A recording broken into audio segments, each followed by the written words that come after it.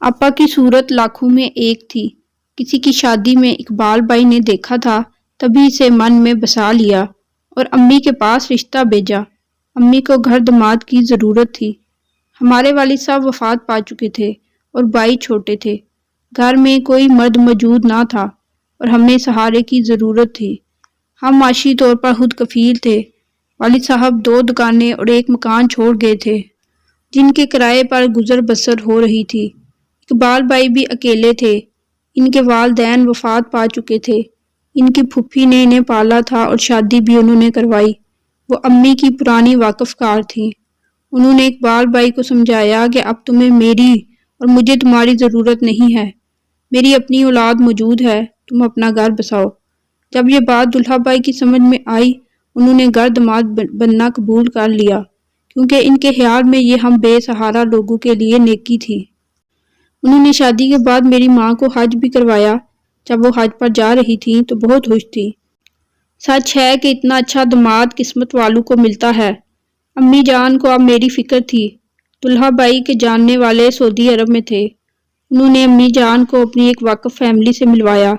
ان کا بھانجا کاشف بہت اچھا تھا، روزگار کے سلسلے میں وہاں مقیم تھا۔ حج کے دوران کاشف نے امی جان کی بہت خدمت کی اور ان کا دل جیت لیا۔ امی کو بھی وہ بیٹوں جیسا لگا۔ انہوں نے کاشف سے وعدہ لیا کہ جب تم پاکستان آؤ تو میرے پاس ضرور آنا۔ 6 ماہ بعد وہ پاکستان آیا تو ہمارے گھر بھی آیا۔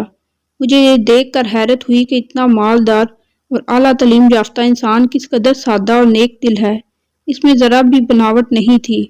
جب امی جان نے اپنی مجبوریاں بتا کر اس کو داماد بنانے کی خواہش کا اظہار کیا تو وہ سوچ میں پڑ گیا۔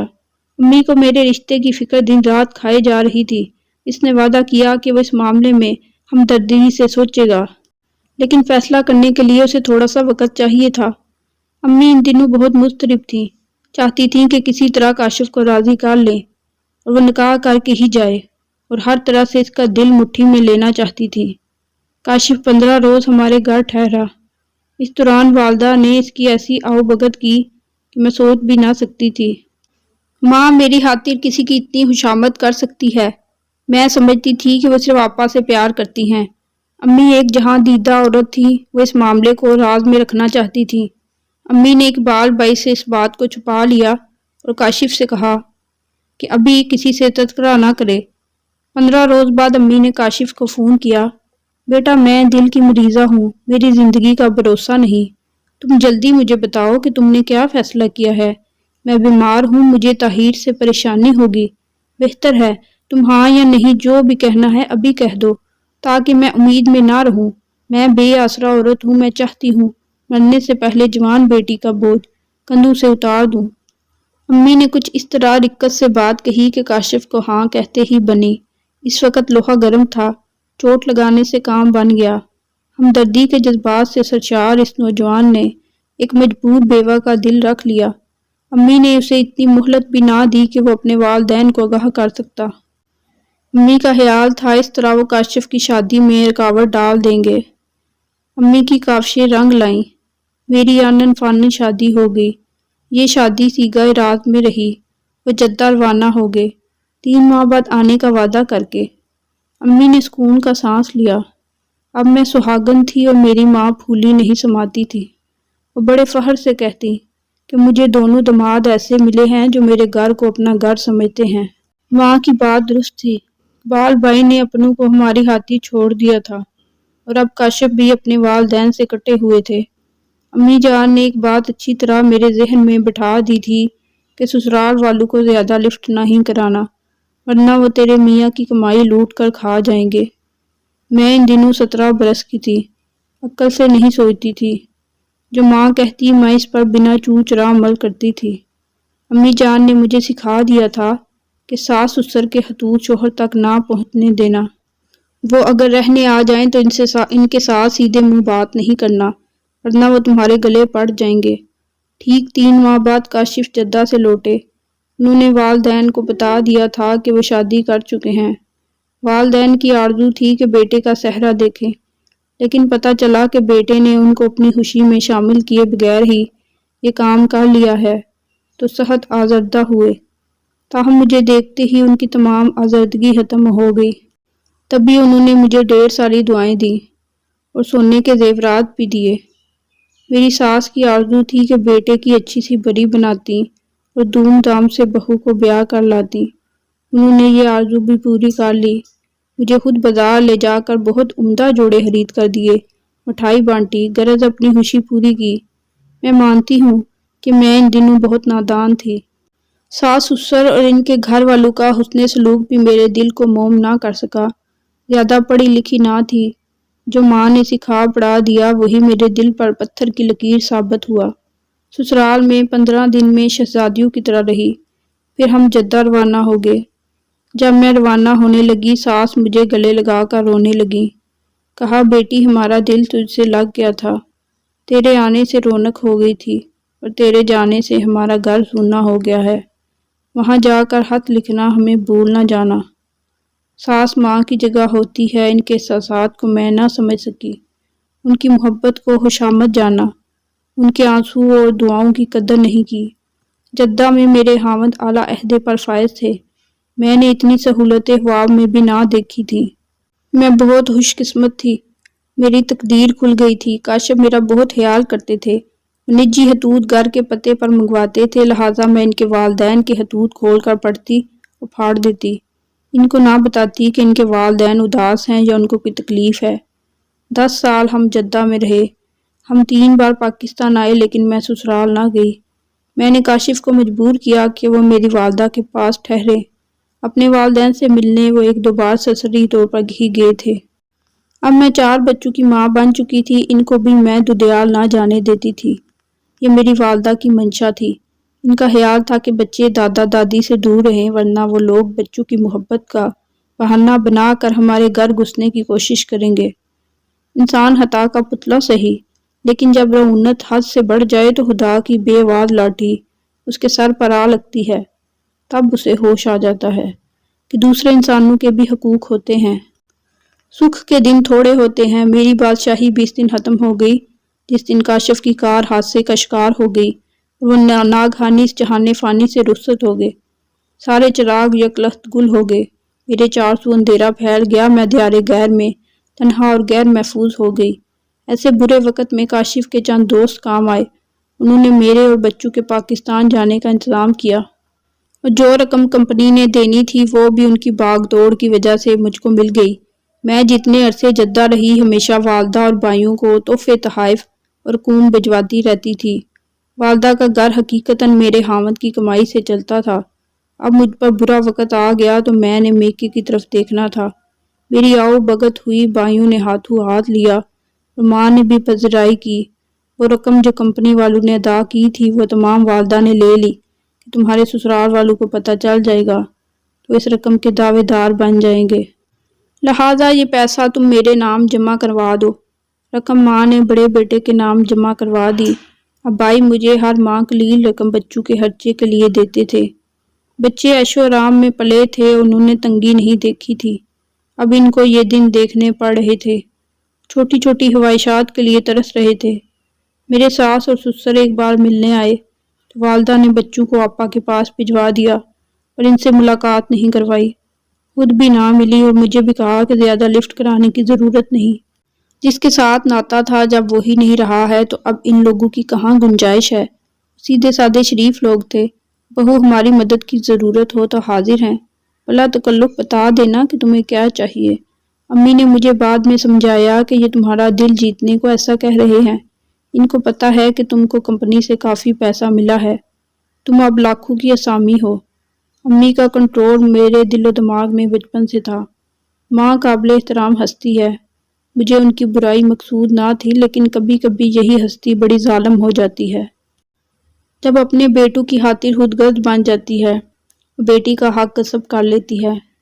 امی بیٹے کے لیے اونچے گھروں میں رشتہ تلاش کر رہی تھی تاکہ ان کو مضبوط سہارا مل جائے۔ بھائی سارا دن امی کے ساتھ میری گاڑی پر چڑھے پھرتے اور میرے بچے پیدل سکول جاتے، میں چپ تھی، اف تک نہیں کر سکتی تھی۔ ماں جیسا چاہتی تھی ویسا کرتی تھی۔ انہوں نے ایک خوشحال گھرانے میں بڑے بھائی کا رشتہ کر دیا، زیور اور بری سب میرے پیسوں سے بنایا گیا اور دلہن کا کمرہ سجا دیا گیا۔ گھر کی دوبارہ تعمیر بھی کروائی۔ اچھے گھر والوں میں رشتے ہوں تو خرچے بھی اچھے کرنے پڑتے ہیں۔ بھائی کی شادی پر ماں نے دل کھول کر خرچہ کیا، شاندار ولیمہ دیا۔ میں اپنے بچوں کا حق مارے جانے پر مہر بلب تھی۔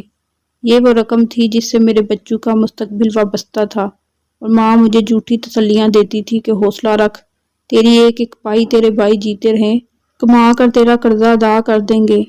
جب تیرے بچے جوان ہوں گے تو تیرے بھائی اس لائق ہو جائیں گے کہ ان کو پاؤں پر کھڑا کرنے میں مدد کریں گے۔ بھائیوں نے گھر ٹھیک کرایا اور 2 مکان جو کرائے پر لگے ہوئے تھے وہ آپس میں بانٹ لیے۔ مجھے والد اور والدہ کی جائیداد سے بھی محروم کر دیا گیا۔ میں اور امی بچوں کے ساتھ اس پرانے گھر میں رہتے رہے اور بھائی اپنی بیویوں کے ہمراہ بڑے مکانوں میں چلے گئے۔ گویا آنکھ اوجل اور پہاڑ اوجل۔ جب وہ اپنے گھروں میں آباد ہو گئے تو مجھے اور ماں کو بھول گئے۔ میری رقم سے انہوں نے اپنی زندگی سنواری، آسائشیں حاصل کر لی۔ اس کے بعد مڑ کر بھی نہیں دیکھا کہ بہن اور اس کے یتیم بچے کس حال میں ہیں۔ جب میرا بیٹا وسیم 5ویں میں تھا میں کوڑی کوڑی کو محتاج ہو چکی تھی۔ پڑھی لکھی نہ تھی کہ کہیں ملازمت کی کوشش کرتی۔ ماں سے کچھ کہتی تو وہ اپنی مجبوری ظاہر کرتی، کبھی بیٹوں کو کبھی مجھے برا بھلا کہنے لگتی تھی۔ وہ خود اب کوڑی کوڑی کو محتاج تھی، تمام روپیہ اپنے بیٹوں کو کھلا بیٹھی تھی۔ اب کوئی راستہ نہ تھا۔ ادھر یہ حال کہ میرے بچے تعلیمی اخراجات نہ ہونے کی وجہ سے اسکول سے باہر ہو چکے تھے۔ میں کئی بار بھائیوں کے پاس گئی، انہوں نے آئیں بائیں شائیں کی اور بھابھیوں نے تو پانی تک کا نہ پوچھا۔ بھائی بولے اب ہمارے حالات ٹھیک نہیں ہیں، جب پیسے آئیں گے لوٹا دیں گے۔ تھک ہار کا گھر بیٹھ گئی اور اب فاقوں کی نوبت آ گئی۔ جب بری طرح بیوگی کے حالات میں گھر گئی تو ایک روز سسر صاحب کا خیال آیا۔ ساس سسر میں برائیاں تلاش کرنے کی کوشش کی، کوئی برائی نہ ڈھونڈ سکی۔ اب دل کی عدالت میں مجرم بنی۔ ان کا کیا قصور تھا؟ وہ تو محبت کرتے تھے، میرے بچوں سے پیار کرتے تھے، ان کو گود میں لینے کو ترستے تھے، لیکن میں نے یہ کیا کیا؟ ان کی اولاد کو ان سے دور رکھا، بچوں کو انہیں چھونے تک نہیں دیا۔ یہ کہاں کا انصاف ہے کہ والدین جو پالتے پوستے ہیں، بڑا کرتے ہیں، جب بیٹا جوان ہو جاتا ہے تو پھر وہ اپنے والدین کو بھلا دیتا ہے، کلی طور پر بیوی بچوں کا ہو کر رہ جاتا ہے۔ کاش میں نے اپنی ماں کی باتوں کو گرہ میں نہ باندھا ہوتا، اپنے ساس سسر کا خیال کیا ہوتا تو وہ اپنے پوتے پوتیوں کے سر پر ہاتھ رکھتے۔ ایک دن میں بازار سے گزر رہی تھی، خرم کی دوا لینی تھی کہ اچانک سسر صاحب کلینک پر مل گئے۔ مجھے دیکھ کر فوراً میری طرف آئے اور بولے، کیا بات ہے بہو، خیریت تو ہے؟ خرم بیمار ہے، اس کی دوا لینی تھی۔ کہتے ہوئے میری آنکھوں میں آنسو بھر آئے۔ وہ بھی مجھے رنجیدہ دیکھ کر آپ دیدہ ہو گئے۔ کہنے لگے، میں ڈاکٹر کو دکھا دیتا ہوں، یہ ڈاکٹر میرا بیٹا بنا ہوا ہے۔ انہوں نے پوتے کو گود میں اٹھا لیا، بخار سے پھنک رہا تھا۔ ڈاکٹر کو دکھایا، پھر کہا، بیٹی ناراض نہ ہونا، اگر کہو تو 2 منٹ کے لیے گھر چلیں، بچوں کی دادی ان کے لیے بہت اداس ہے، ان کو دیکھنے کو ہماری آنکھیں ترستی رہتی ہیں۔ انہوں نے میرے لباس سے ہماری ہستہ حالی کا اندازہ لگا لیا تھا۔ میں ان کے ساتھ گاڑی میں بیٹھ کر ان کے گھر چلی گئی۔ جیسے ہی میں نے گھر میں قدم رکھا میری ساس نے کہا، بسم اللہ، خدا تمہیں سلامت رکھے، آج میری آنکھیں روشن ہو گئی ہیں۔ تم کیسے آ گئیں؟ یقین نہیں آتا۔ وہ اپنی جگہ سے اٹھی اور لپک کر میرے بیٹے کو گود میں بھرا، سینے سے لگایا، پیار کرتی جاتی تھیں اور روتی جاتی تھیں۔ اپنے مرحوم بیٹے کی اولاد میں وہ اپنے بیٹے کی روح کو تلاش کرتی جاتی تھیں۔ یہ نظارہ دیکھ کر میں رونے لگی، خود کو لعنت ملامت کرنے لگی کہ میں نے ان لوگوں پر کتنا ظلم کیا ہے۔ ان کو ظالم سمجھتی تھی، حالانکہ خود ظالم تھی۔ پہلی بار مجھے احساس ہوا کہ میری ذات کی کچھ اہمیت ہے، میرے بچوں کو کسی کا تحفظ حاصل ہے اور یہ بے آسرا نہیں ہے۔ جن بھائیوں پر تکیہ تھا وہ تو ساتھ چھوڑ گئے، اور جن کو اچھا نہیں سمجھتی تھی وہ کتنے اچھے نکلے۔ اگرچہ جوان سال بیٹے کی موت نے ان کی کمر توڑ دی تھی، پھر بھی میرے بوڑھے سسر میرے بچوں کو تحفظ دینے کے لیے کمر بستہ ہو گئے۔ آج ان کا ساتھ میرے لیے ڈوبتے کو تنکے کا سہارا نہیں تھا، بلکہ انہوں نے میری اور بچوں کی بھرپور مالی مدد کی تھی، اور وہ عزت و تکریم مجھے اس گھر سے ملی جو واقعی ایک بہو کا حق تھا۔ یہ خاندانی لوگ تھے، روپے پیسے سے زیادہ عزت کو جانتے تھے۔ انہوں نے مرحوم بیٹے کی اولاد کو یہ کہہ کر سینے سے لگا لیا کہ یہ ہمارا خون ہے، میرے سر پر چادر ڈال دی کہ یہ ہماری بہو ہے اور بیٹی جیسی ہے۔ اس گھرانے کی عزت اسی کے دم سے ہے۔ میں سسرال میں رہنے لگی، ان لوگوں کا سلوک میرے ساتھ بہت اچھا تھا۔ مجھے اپنے کیے پر شرمندگی ہوتی تھی۔ میں خود کو ان کا مجرم سمجھتی تھی، ان کو تکلیف دی تھی، انہیں ان کے بیٹے سے دور رکھا تھا۔ اپنے بچوں کو جن سے چھپاتی تھی وہ تو ان پر جان فدا کرتے تھے۔ میرا یہ خیال بھی غلط تھا کہ ان کو دولت کا لالچ ہے۔ ان کو کسی قسم کا لالچ نہیں تھا۔ انہوں نے تو مجھ سے پوچھا تک نہیں کہ مجھے جدہ کمپنی سے جو پیسہ ملا وہ کتنا تھا اور وہ رقم کہاں ہے، بلکہ وہ کہتے تھے کہ بہو غم نہ کرو، دولت چلی گئی تو کوئی بات نہیں، دولت آنی جانی چیز ہے لیکن رشتے دولت سے افضل ہوتے ہیں۔ میں نے خود ان کو بتا دیا کہ والدہ نے کمپنی سے ملنے والی رقم بھائیوں کو امانت دی اور انہوں نے خیانت کی۔ سسر کہنے لگے، بیٹی غم نہ کرو، تمہارے بھائیوں کی زندگی میں گئی تو گویا تم نے ماں کی خدمت کی اور تم جنت کی حقدار ہو گئی۔ میرے پوتے پوتیوں کے لیے ہمارے پاس اللہ کا دیا بہت کچھ ہے۔ اب مجھے پتہ چلا کہ اچھے لوگ کیسے ہوتے ہیں۔ وہ واقعی فرشتہ صفت تھے۔ میں نے اب جانا کہ میں کتنی خوش قسمت ہوں کہ مجھے ایسا سسرال ملا، اور میں کتنی بد نصیب تھی جو اتنے عرصے ایسے لوگوں سے دور رہی۔ اب سمجھ میں آیا کہ ساس سسر بھی باپ کی طرح ہوتے ہیں، نیکی کا پھل ضرور ملتا ہے۔ اچھائی رائگاں نہیں جاتی، جبکہ برائی انسان کو نفرت کے پتال میں ایسے پھینکتی ہے کہ آدمی دوسروں کو فنا کرنے کی چاہ میں خود ہی فنا ہو جاتا ہے۔ ہمیں ماں باپ کی قدر کرنے کے ساتھ ساتھ ساس سسر کی بھی قدر کرنا چاہیے۔ آج میرے بچے تعلیم یافتہ اور اچھے مقام پر ہیں تو میرے ساس سسر کے دم سے، ورنہ میں نے تو ان کی بربادی میں کوئی کسر نہ چھوڑی۔